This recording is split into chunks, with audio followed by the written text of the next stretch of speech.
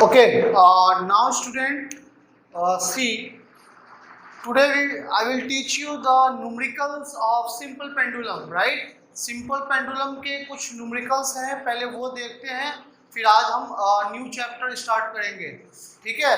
Next chapter motion in one dimension शुरू करेंगे, जिसमें सिर्फ और सिर्फ कॉन्सेप्ट है, बहुत अच्छे से दिमाग लगा के पढ़ना पड़ेगा। चलिए, तो अब हम लोग इस न्यूमेरिकल्स को बनाने से पहले एक टर्म देख लीजिए, सेकेंड पेंडुलम किसको बोलते हैं? व्हाट, अभी तो आपने सिंपल पेंडुलम पढ़ा है, सेकेंड पेंडुलम किसको बोलते हैं? A pendulum with a time period of oscillation equal to 2 second. क्या है? Equal to 2 second. ये ध्यान रखिए, a pendulum with a time period of oscillation equal to 2 second. किसके इक्वल है? 2 सेकेंड के इक्वल है, उससे हम लोग सेकेंड पेंडुलम, यानी न्यूमेरिकल्स बनाने टाइम में सिंपल याद रखिए, जहां पे सेकेंड पेंडुलम बोलेगा वहां पे t इक्वल टू कितना होगा? 2 सेकेंड होगा, ठीक है? यानी वो जिस पोजीशन से स्टार्ट किया, एक्सट्रीम जाके फिर उसी पोजीशन में आने में 2 सेकेंड का टाइम लगता है, जो कि हमारे टाइम के अनुसार 1 सेकेंड होता है। नहीं समझे? मतलब पेंडुलम को इस तरह से सेट किया जाता है कि ये बॉब जो है यहाँ से स्टार्ट होके यहाँ गया और यहाँ से फिर यहाँ गया, इसको हम लोग 1 टाइम पीरियड बोलते हैं। तो यहाँ से यहाँ और यहाँ से यहाँ जाने में जितना टाइम लगता है उसको हम लोग 1 सेकेंड बोलते हैं। मतलब टाइमिंग में सेकेंड होता है 60 सेकेंड, लेकिन एक्चुअल वो टाइम कितना लगता है? 2 सेकेंड। यानी सेकेंड पेंडुलम का 2 सेकेंड हमारे जो घड़ी का टाइम है उसके 1 सेकेंड के इक्वल होता है। सिंपल। अच्छा, न्यूमेरिकल्स बनाते टाइम में जहां पे सेकेंड पेंडुलम देगा वहां पे क्या करना है? t इक्वल टू 2 सेकेंड लिख देना है, ठीक है? अब देखिए, मैंने आपको बताया है कि न्यूमेरिकल्स बनाने का तरीका, सबसे पहला, which value are given in your question you have to write first। जो भी वैल्यू आपके क्वेश्चन में गिवन है आपको सबसे पहले वो लिखना है, सबसे पहले वो लिखना है। जैसे calculate the length of second pendulum at a plane where g equal to 9.8 metre per second square. तो देखिए क्या क्या गिवन है और क्या क्या निकालना है हमें, क्या क्या गिवन है और क्या क्या निकालना है। तो देखिए लेंथ पूछ रहा है, कैलकुलेट द लेंथ, यानी L equal to question mark दे देते हैं, राइट? न्यूमेरिकल्स बनाने का मैंने पहले भी तरीका बताया, और ये तरीका तब तक काम करेगा जब तक आप न्यूमेरिकल्स बनाते रहेंगे, चाहे आप 11 में बनाए, 12 में बनाए, मेडिकल इंजीनियरिंग के लिए प्रिपरेशन करें, वहां पे भी न्यूमेरिकल्स बनाने का ये सेम ही तरीका है कि जो पूछ रहा है उसको लिख दीजिए सामने में, राइट? जो गिवन है उसको भी लिख दीजिए और फॉर्मूला लगा के बना दीजिए, सिंपल। देखिए, calculate the length of second pendulum. अब पूछ रहा है कैलकुलेट कीजिए कि सेकेंड पेंडुलम का लेंथ कितना है, यानी लेंथ पूछ रहा है, नहीं पता, question mark, L equal to question mark of second pendulum. Second pendulum दिया हुआ है, इसका मतलब क्या है? t हमारा हो जाएगा 2 सेकेंड। क्या हो जाएगा? t equal to 2 second. यानी सेकेंड पेंडुलम जैसे ही क्वेश्चन में दे दिया, इसका मतलब है आपको समझ जाना है कि सर यहाँ पे बात कर रहा है कि टाइम इक्वल टू 2 सेकेंड, ठीक है? स्मॉल g दिया हुआ है, स्मॉल g आपको दे रखा है 9.8 मीटर पर सेकेंड स्क्वायर। और कुछ दिया हुआ है क्वेश्चन में? नहीं दिया हुआ है। मैं इस साइड को मिटा दे रहा हूँ, ठीक है? ये तो आप लोगों ने लिख लिया होगा, हाँ, वीडियो को पॉज करके लिख लीजिएगा, ठीक है? तो देखिए,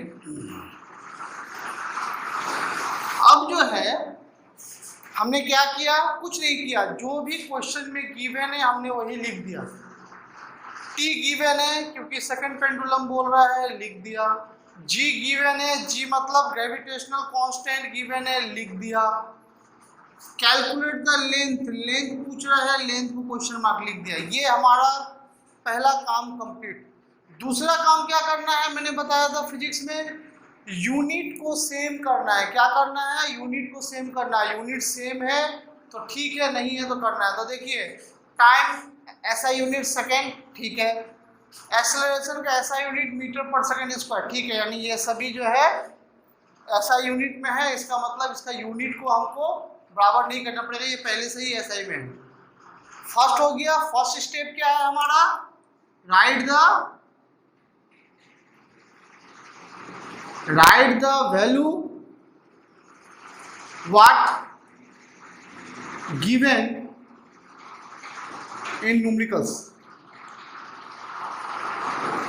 हमारा न्यूमेरिकल्स बनाने का पहला rule, right the value what is given in the numericals, जो भी दिया हुआ है लिखिए, जो पूछ रहा है वो भी। दूसरा, इक्वल द यूनिट, यानी अगर सभी एसआई में है तो एसआई में कीजिए, सभी सीजीएस में है सीजीएस में कीजिए, या अगर एक एसआई में है एक सीजीएस में है तो सभी को एसआई में लिखिए, राइट। तीसरा क्या है, find right the formula what which are asking you to find, ठीक है।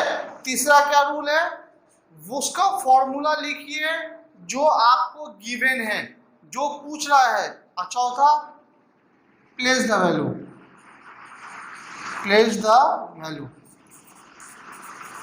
समझ में आ गया, ये 4 रूल याद रखिएगा, न्यूमेरिकल्स जिंदगी में कभी भी गलत नहीं होगा।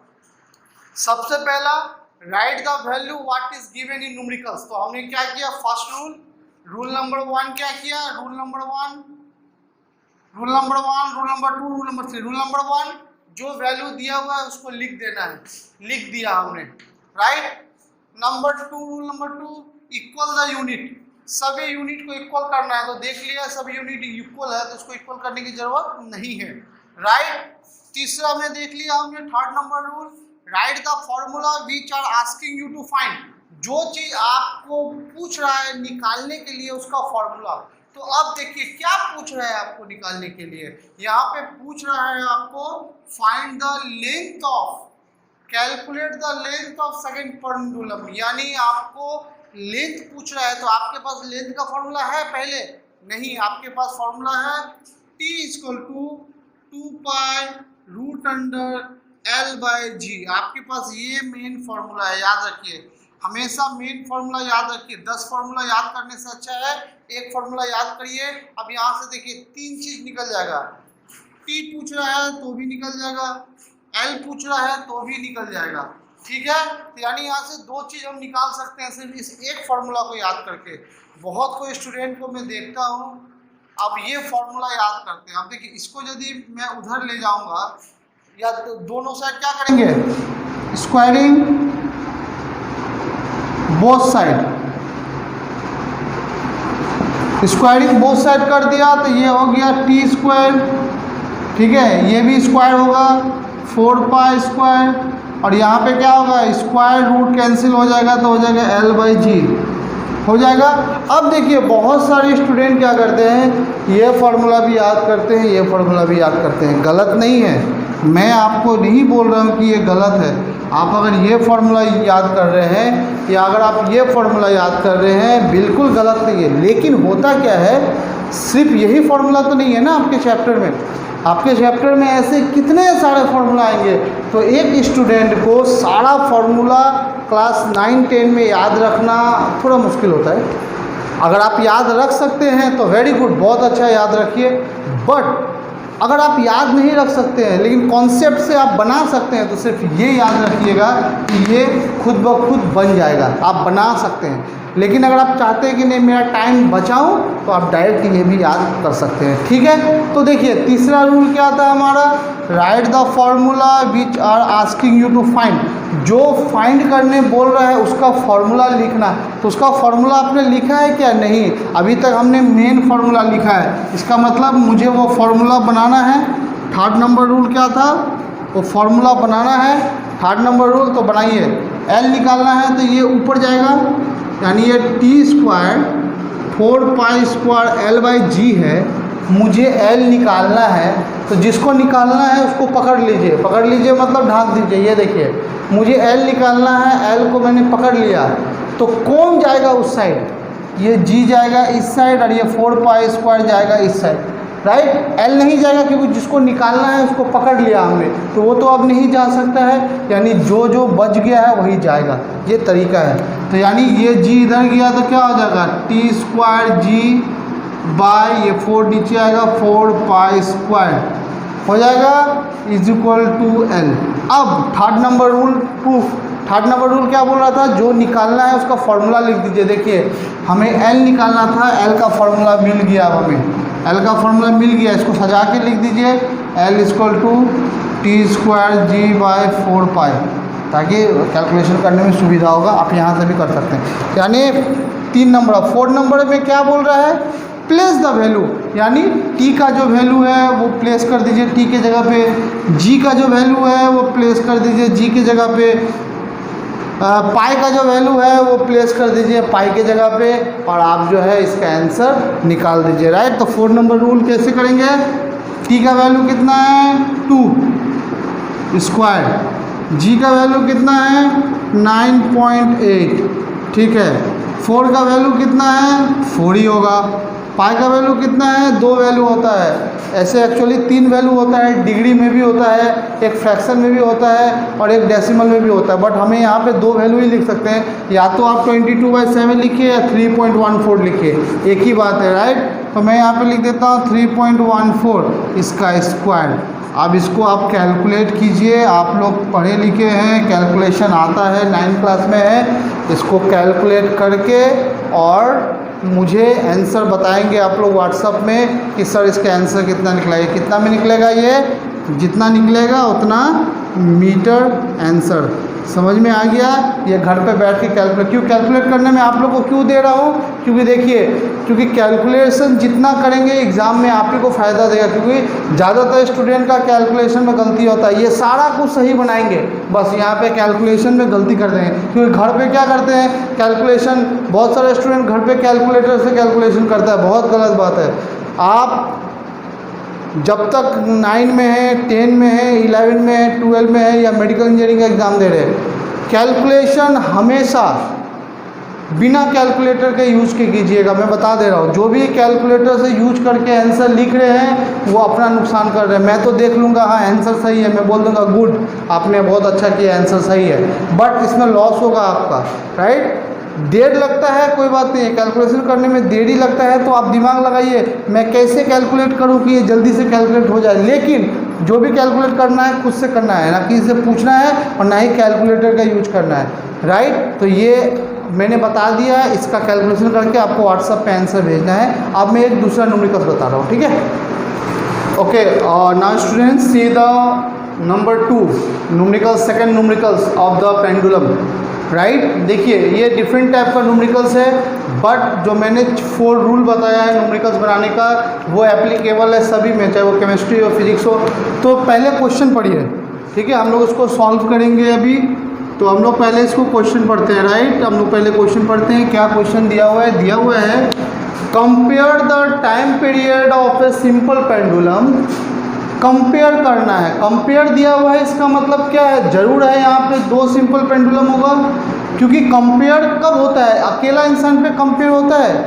मान लीजिए बोल रहे हैं कि एक रेसिंग हो रहा है, रेसिंग में बोल रहे हैं कि ये फास्ट हुआ, ये सेकंड हुआ, ये थर्ड हुआ, कब बोल सकते हैं, जब 2 से ज़्यादा इंसान दौड़ रहा हो। अगर कोई अकेला ही रेस में दौड़ रहा है वो बोलेगा मैं फास्ट हो गया, तो लोग क्या बोलेंगे, बेवकूफ़ है, अकेला दौड़ के कोई फास्ट होता है। यानी हमेशा कंपेयर जब भी लिखा रहेगा तो ये समझ लीजिए यहाँ पे या तो 2 या 2 से ज़्यादा चीज़ों की बात हो रही है। तो सबसे पहले देख लीजिए, compare the time period of a simple pendulum, that means here is given the comparison between the 2 simple pendulum, right.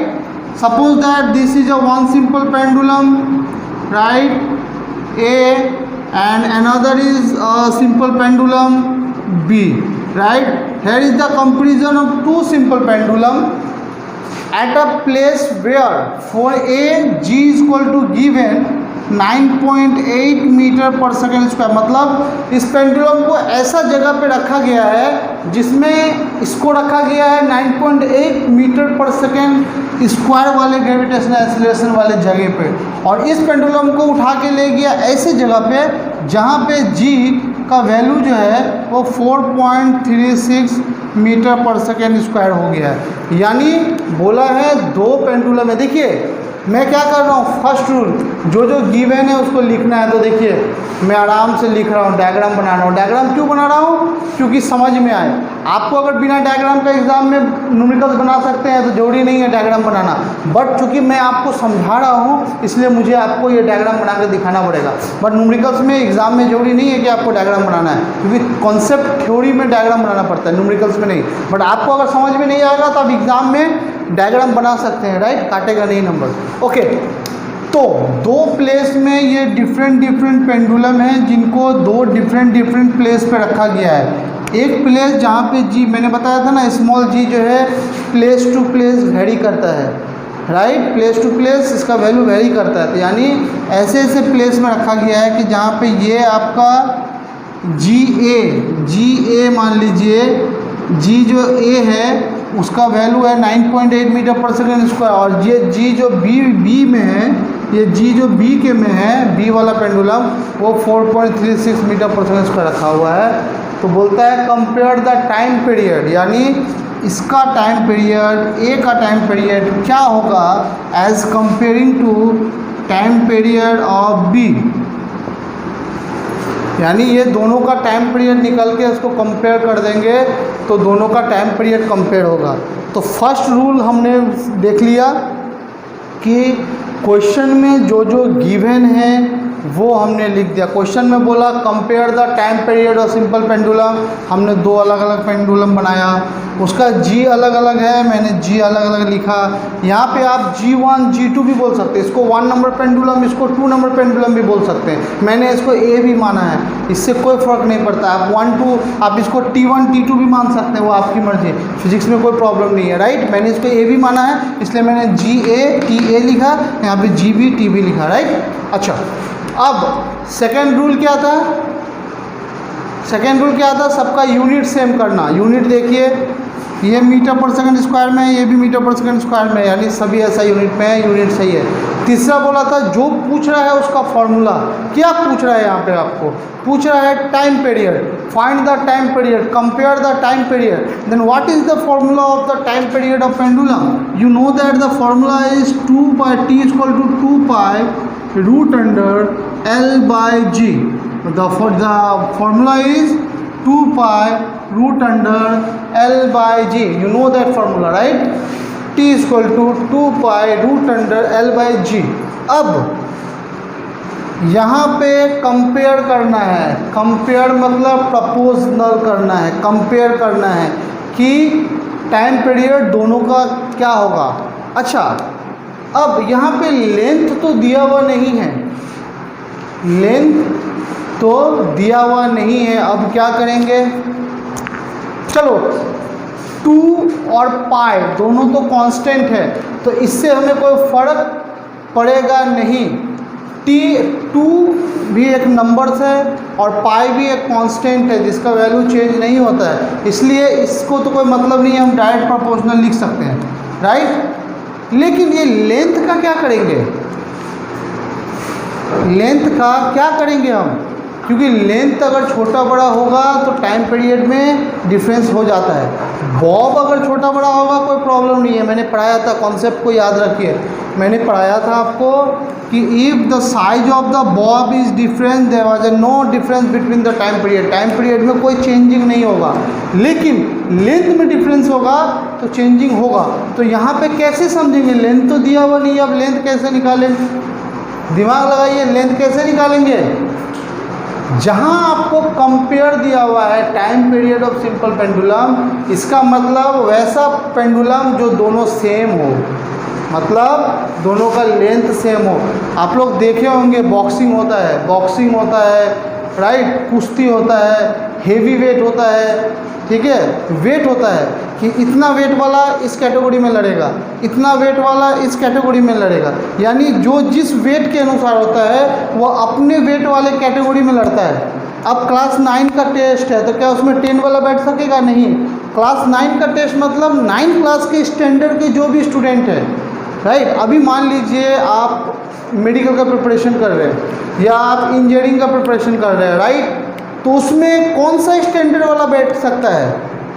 जो 12 पास है, जो 12 पास है या 12 में पढ़ रहा है, दोनों ही बैठ सकता है, और ग्रेजुएशन वाला भी बैठ सकता है, कोई दिक्कत नहीं है। लेकिन उसको मिनिमम क्या होना चाहिए? 12 पास होना चाहिए। लेकिन अगर कोई 10 पास वाला चाहेगा कि मेरे पास बहुत दिमाग है, मैं बहुत ब्रिलियंट हूँ, इंटेलिजेंट हूँ और मैं बैठना चाहता हूँ मेडिकल इंजीनियरिंग में, तो क्या वो बैठ पाएगा? नहीं। अगर कोई आर्ट्स का स्टूडेंट है, कॉमर्स का स्टूडेंट है, वो चाहेगा मैं मेडिकल इंजीनियरिंग में बैठूं, वो बैठ पाएगा? नहीं बैठ पाएगा। क्यों?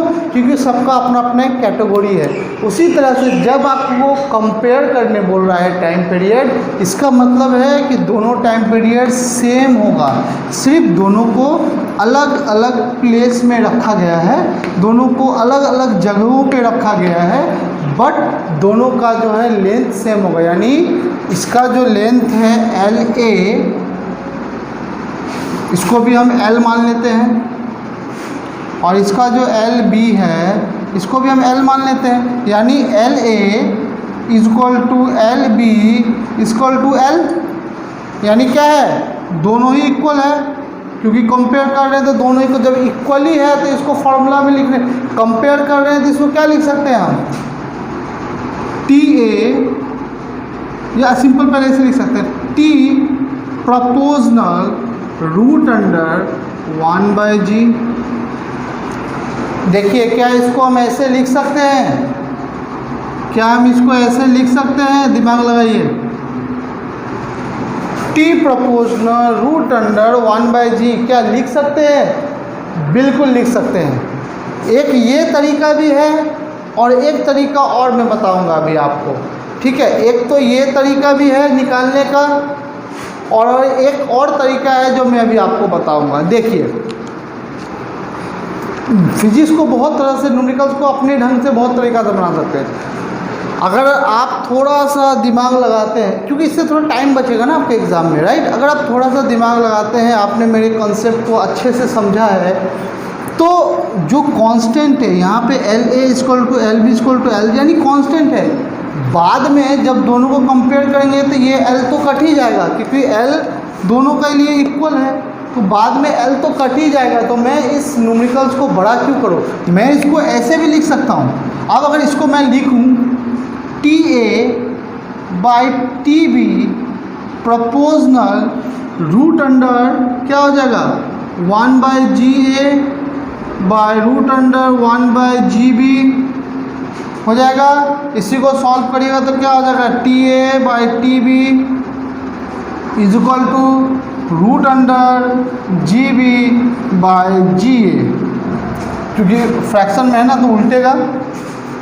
यहाँ तक हो गया, समझ रहे हैं ये बात? अब आप बोलेंगे कि नहीं सर, मैं इस L को तो लूँगा, ठीक है, तो अब मैं यहाँ मिटा रहा हूँ। अब आप बोलेंगे कि नहीं सर, मुझे नहीं समझ में आया कंसेप्ट, मैं L को लेके ही बनाऊंगा। आपने बोला कि L को छोड़ सकते हैं, क्योंकि LA इक्वल टू क्या है? LA equal to LB equal to L है। आपने बोला कि छोड़ सकते हैं, बट आपने ये भी बोला कि आप चाहे तो अपने ढंग से भी बना सकते हैं। तो सर मैं बोलता हूँ मैं इसको नहीं छोड़ूंगा, मैं L लेके बनाऊंगा। अब कैसे बनेगा? देखिए, एक तो ये तरीका हो गया, एक दूसरा तरीका, बाद में ये कट ही जाएगा, बट मैं आपको वो भी सिखा दे रहा हूँ। अब मान लीजिए आपने L ले लिया, ठीक है। अब यहाँ पे आपने क्या किया? TA/TB proportional root under L/GA, क्योंकि LA, अगर यहाँ पे LA लेते हैं, चलिए LA लेते हैं, एकदम कॉन्सेप्ट से बनाते हैं। फिर LB/GB, यही होगा ना, क्योंकि 2π तो कांस्टेंट है और ये प्रोपोर्शनल हटता है तभी तो इक्वल देके कांस्टेंट लिखते हैं, यानी 2π तो कांस्टेंट है, इसको कोई झुटला नहीं सकता है। बट आपका सवाल ये है कि सर आपने डायरेक्ट एल को डायरेक्ट किया, एल को डायरेक्ट हटा दिया और यहाँ पे 1/g करके लिख दिया, राइट। डायरेक्ट आपने इस तरह से लिख दिया। बट अब मैं चाहता हूँ कि एल को नहीं हटाऊँगा, लेंथ को नहीं हटाऊँगा, मैं एल को लेके बनाऊँगा। आपने बोला कट जाएगा तो बाद में कटेगा, बट मैं अभी लेके बनाऊँगा।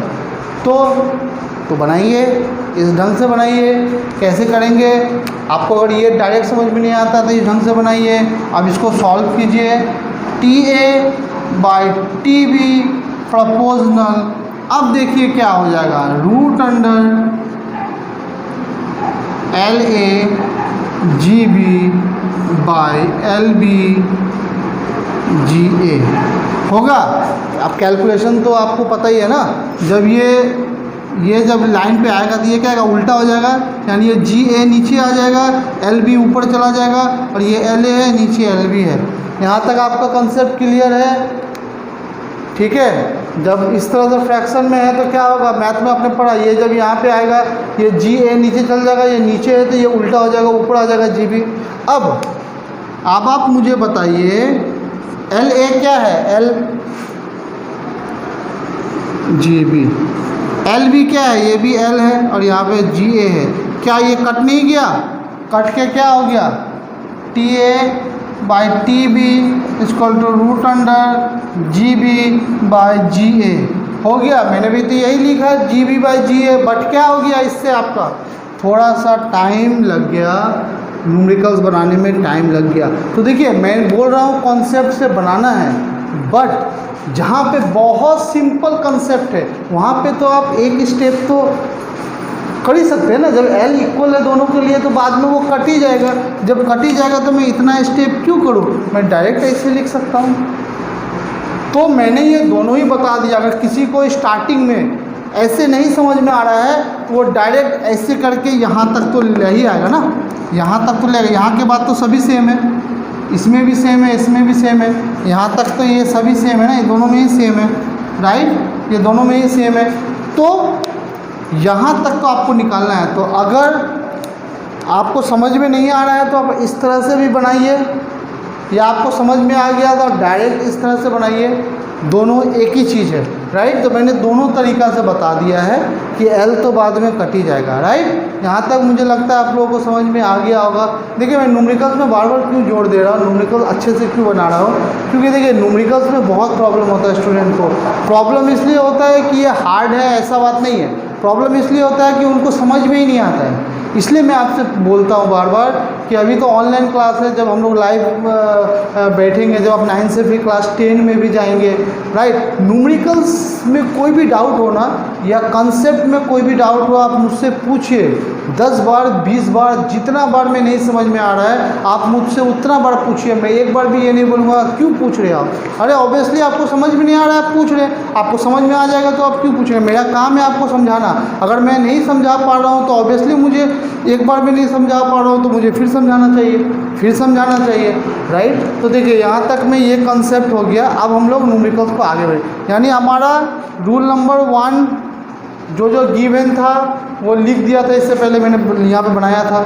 रूल नंबर 2 सबका यूनिट सेम किया था, यूनिट भी सेम था। रूल नंबर 3 जो निकालना है हमको उसका फॉर्मूला लिखना है, तो जो निकालना है हमें TA टाइम पीरियड का कंपैरिजन निकालना है, तो दोनों का कंपैरिजन के लिए हमने फॉर्मूला भी लिख दिया। चौथा नंबर रूल क्या था, वैल्यू को पुट कर दीजिए, सिंपल सा है। 4 नंबर रूल क्या था हमारा कि वैल्यू को पुट कर देना है। अब हमने इसके लिए फॉर्मूला निकाल लिया, यही है फॉर्मूला। अब यहाँ पे वैल्यू को पुट कीजिए वैल्यू रूट अंडर GB कितना दिया हुआ था, GB था 4.36 और GA निकला था हम लोग का 9.8 था। अब आप इसको सॉल्व कीजिएगा तो अप्रॉक्सीमेटली आएगा 2.0 समथिंग, राइट। और इसको 9 10 3 मेरे ख्याल से ये 3.0 समथिंग आएगा, राइट। तो आप इसको 2/3 रूट अंडर 2/3 कर सकते हैं, रूट अंडर 2/3 लेके आप इसको कर सकते हैं, ठीक है। आप इसको क्या कर सकते हैं, रूट अंडर राउंड फिगर में 2/3 ले सकते हैं, ठीक है। अब 2/3 लेके बनाइए, ये अपना आ जाएगा, ये अप्रॉक्सीमेटली वैल्यू है, राइट। तो ये वैल्यू अब आपको निकालना है, यहाँ पे जितना निकलेगा तो हो जाएगा TA/TB = क्या आएगा वो आप निकालिए, क्या आएगा वो आप लिख के मुझे व्हाट्सएप पे भेजिए, ठीक है। अब देखिए यहाँ पे 4.36 है, इसका अगर निकालेंगे तो राउंड फिगर में 2.0 समथिंग निकलेगा रूट। तो अच्छा रूट एकदम कैलकुलेटर से मत कीजिएगा, मैं बार बार बोल रहा हूँ, इस तरह से निकालते हैं ना रूट। 4.36 मैथ में पढ़ा है आपने, इस तरह से 2 2 जा 4 कैंसिल, पॉइंट इधर आ गया, ये दोनों फिगर उतर जाता है एक साथ, ये 2 इसमें ऐड हो गया 4। अब यहाँ पे क्या ऐड करेंगे जिससे होता 2.0 समथिंग होगा। तो आपको जो है इस तरीक़ा से या किसी भी तरीक़ा से कैलकुलेशन करना है, कैलकुलेटर यूज नहीं करना है, मैं बार बार बोल रहा हूँ। जो मेरा बात नहीं मानेंगे बाद में याद करेंगे मुझे कि सर ने बोला था, अब मुझे प्रॉब्लम हो रहा है, ठीक है। कैलकुलेटर यूज नहीं करेंगे, गलत होता है आंसर, गलत बनाइए। कंसेप्ट तो यहाँ तक सीख गए ना, अगर कैलकुलेशन गलत होता है तो एक बार और मिलाइए, एक बार और बनाइए, राइट। कैलकुलेशन गलत होता है तो एक बार और बनाइए, कैलकुलेशन को देखिए, फिर भी समझ में नहीं आता है तो मुझसे पूछिए। बट कैलकुलेटर का एकदम यूज़ नहीं करना है, कोई भी इलेक्ट्रॉनिक डिवाइस का यूज़ नहीं करना है जिससे कैलकुलेशन होता है। कैलकुलेशन दिमाग से बनाना है, कॉपी में लिख लिख के, ठीक है। तो मुझे लगता है ये न्यूमेरिकल्स भी आपको समझ में आ गया होगा। नहीं समझ में आएगा पूछिएगा, मैं फिर से बताऊंगा, क्योंकि मैंने आपको समझाया है बोल के इतना टाइम लगा है। जब आप खुद बनाएंगे तो ये 3 मिनट भी नहीं लगेगा, 2 मिनट में बन जाएगा, ठीक है। तो मेरा जो 4 रूल बताया है वो लिखिए। पहला जो गिवन है उसको लिख दिया, नंबर 2 यूनिट सेम किया, नंबर 3 जो निकालना है उसका फॉर्मूला लिख दिया, बना के फॉर्मूला लिख दिया, नंबर 4 उसका वैल्यू पुट कर दिया, आ गया आंसर, ठीक है। अब एक और टाइप का न्यूमेरिकल्स है जो इससे भी थोड़ा हट के है, वो बता देता हूँ। तो यही 2-3 टाइप से न्यूमेरिकल्स को ही घुमा के आप लोग को पूछेगा। तो ये समझ में आ गया होगा, इसको नोट डाउन कर लीजिए, मैं और एक न्यूमेरिकल बता रहा हूँ। Okay, now students see this numericals. ये न्यूमेरिकल्स तो इतना सिंपल है कि आप इसको देखते के साथ ही आंसर बता देंगे।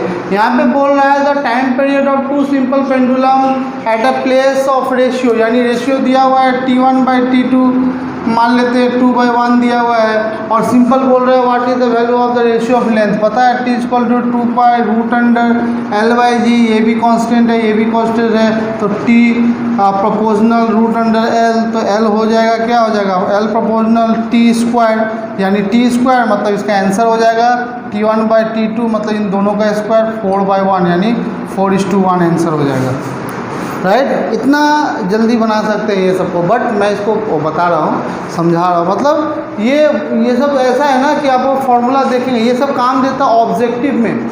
जब ऑब्जेक्टिव बनाते हैं या जो मेडिकल इंजीनियरिंग का प्रिपरेशन करते हैं तो उनके पास टाइम कम रहता है, तो इस तरह से बनाते हैं। आप लोग को जब ऑब्जेक्टिव पूछेगा, MCQ क्वेश्चन पूछेगा न्यूमेरिकल, तो इस तरह से बनाएंगे, इतना सॉल्व नहीं करना पड़ेगा। लेकिन चूँकि ये न्यूमेरिकल्स आपके बुक का है तो मैं आपको पूरा सॉल्व करके बताऊंगा, मेरा काम है ये, आपको बताऊंगा अच्छे से।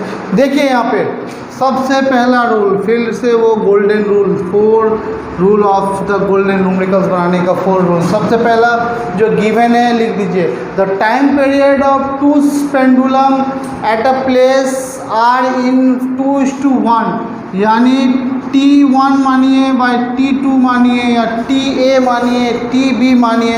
तो मैंने एक बार AB करके बताया था, अब T1 T2 करके बताता हूँ। क्या हो गया रेशियो 2/1, 2:1 मतलब क्या होता है 2/1, right. What will be the ratio of length, यानी L1/L2 = व्हाट, यही पूछ रहा है।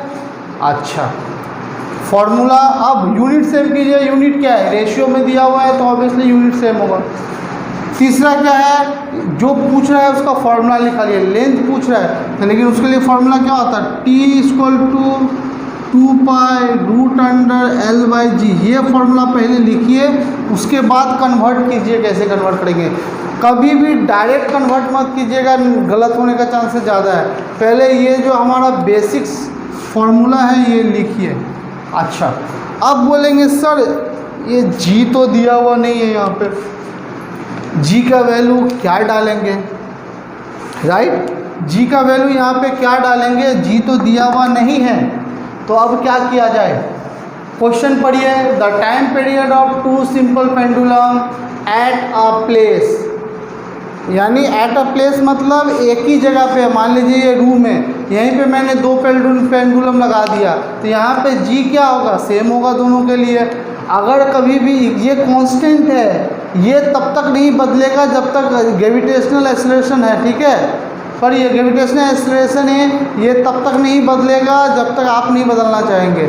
अगर आप इसको यही पेंडुलम को ले जाइए चंद्रमा में, या यही पेंडुलम को ले जाइए हिमालय में, यही पेंडुलम को ले जाइए एकदम कोल माइन में ले जाइए, तो ये जी चेंज हो जाएगा, right. But the surface of the earth, एक ही प्लेस जहाँ पे आप दोनों पेंडुलम को रख रहे हैं, तो दोनों के लिए जी सेम होगा, तो इसलिए यहाँ पे हम इसको नहीं मान सकते।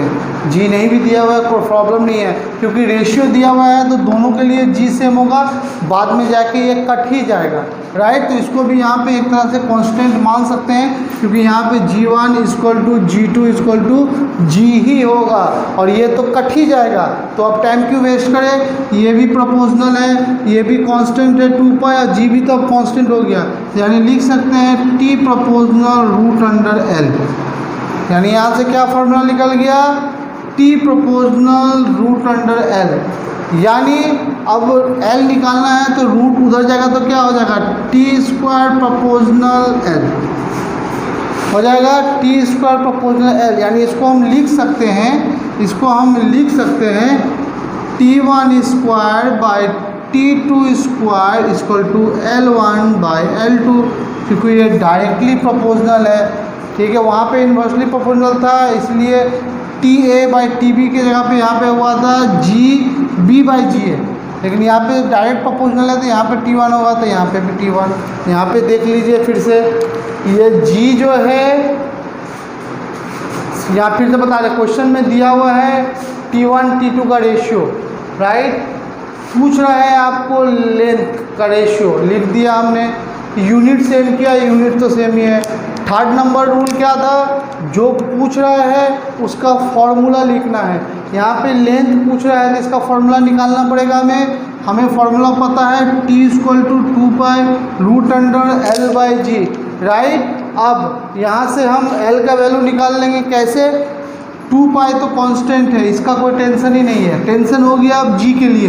लेकिन यहाँ पे दिया हुआ है एट अ प्लेस, मतलब ये होता है कि ये दोनों पेंडुलम जो है एक ही जगह पे रखा हुआ है, अगर जगह सेम है तो G का वैल्यू भी सेम होगा, यानी दोनों के लिए G1 = G2 = G, यानी दोनों के लिए G सेम होगा। इसका मतलब बाद में फॉर्मूला में वो कट ही जाएगा, तो यहाँ पे हम इसको भी कांस्टेंट लेके चलते हैं। तो अब क्या बच गया, सिर्फ T बच गया और L बच गया, तो कैसा हो गया, T प्रोपोर्शनल √L, क्यों G तो हट गया, ये 2π भी हट गया, इसी के लिए यहाँ पे प्रोपोर्शनल दिया, ठीक है। अब L निकालना है, तो अभी तक फॉर्मूला पूरा नहीं हुआ, जब तक L निकालना है तो क्या हो जाएगा, रूट उधर जाएगा तो T²/L, यानी T1/T2² = L1/L2 हो गया, ठीक है। अब इसको सजा के लिख दीजिए, यानी L1 जो निकालते हैं उसको हम लेफ्ट में रखते हैं, राइट में भी रख सकते हैं, पर लेफ्ट में रखते हैं जनरली, इसलिए हम इसको क्या कर रहे हैं, सजा के लिख दे रहे हैं,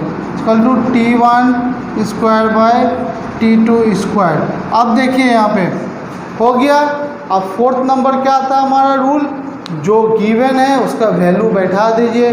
T1 का कितना वैल्यू है 2, उसका स्क्वायर, 1 का कितना वैल्यू है 1, T2 का कितना वैल्यू है 1, T1 का वैल्यू है 2, T1 का वैल्यू है 2, यहाँ पे बैठा दिया 2, T2 का वैल्यू है 1, यहाँ पे बैठा दिया 1, इसका स्क्वायर, तो क्या हो जाएगा 4/1, यानी L1/L2 = 4/1, यानी L1 = L2 = 4:1 आंसर, राइट। समझ लीजिए, बहुत सिंपल है, सिर्फ दिमाग लगाना। जहाँ पे भी G का वैल्यू नहीं दिया हुआ है, मान लीजिए कहीं पे एट अ प्लेस भी नहीं लिखा हुआ है, G का वैल्यू दिया ही नहीं है, तो वहाँ पे G सेम हो जाएगा, जो वैल्यू होता है 9.8 मीटर/सेकंड² वही रहेगा, ठीक है। अगर G का वैल्यू को चेंज करना होगा तो यहाँ पे लिखेगा 1 pendulum are kept in Himalaya another pendulum kept in mind, या जी का वैल्यू डायरेक्टली डिफरेंट दे देगा जैसे पहले न्यूमेरिकल्स में बताया था। तो ये आपका 3 न्यूमेरिकल्स है जो आपके एग्ज़ाम में अगर पूछेगा तो इसी को घुमा के पूछेगा। जैसे यहाँ पे टी दे दिया है, अब कभी एल दे देगा, बोलेगा टी का रेशियो निकालिए। यही तीनों, ये जो मैंने 3 न्यूमेरिकल्स बताया है, इसी को घुमा के पूछेगा, नया कुछ पूछेगा नहीं आपके 9 में। तो इन तीनों को अच्छे से कीजिए। कोई डाउट होता है तो मुझसे पूछिए। नेक्स्ट क्लास में हम लोग नए चैप्टर को करेंगे, उसमें और भी ज़्यादा मज़ा आएगा क्योंकि उसमें पूरा का पूरा कॉन्सेप्ट है, ग्राफ है, न्यूमेरिकल्स है, तो मज़ा आएगा। आप यहाँ तक देखिए, कोई डाउट होता है तो मुझसे पूछिए, राइट, चैट सेक्शन में पूछिए, व्हाट्सएप पे पूछिए, कितना सारा ऑप्शन है, फ़ोन कीजिए, जैसे पूछना है पूछिए, बट एटलीस्ट डाउट पूछिए, राइट। और सैटरडे को आप लोग का लाइव है केमिस्ट्री का, राइट। आप लोग एक दो स्टूडेंट ने डाउट भेजा है, बट बाकी स्टूडेंट सो गए हैं ना क्या पता नहीं, डाउट नहीं पूछ रहे हैं। इसका मतलब 2 ही केस हो सकता है, या तो आप बहुत तेज़ हो गए हैं, मैंने जो आपको पढ़ाया है वो सारा समझ में आ गया, एक तो ये केस हो सकता है, और नंबर 2 केस ये हो सकता है कि आपने घर पे पढ़ाई नहीं है तो डाउट कहाँ से आएगा, राइट। तो नंबर 1 केस है तो बहुत अच्छा है कि आपको मेरा कॉन्सेप्ट एक बार में समझ में आ गया। लेकिन अगर जो नंबर 2 कैटेगरी में स्टूडेंट आ रहे हैं उनके लिए बहुत प्रॉब्लम होने वाला, मैं बता दे रहा हूँ। डाउट पूछिए, घर पे पढ़िए, केमिस्ट्री का भी डाउट पूछिए, 2 प्रॉब्लम है पूछिए, ठीक है। तो आज के लिए इतना ही रखते हैं। नेक्स्ट क्लास में हम लोग नए चैप्टर शुरू करेंगे। Okay, thank you.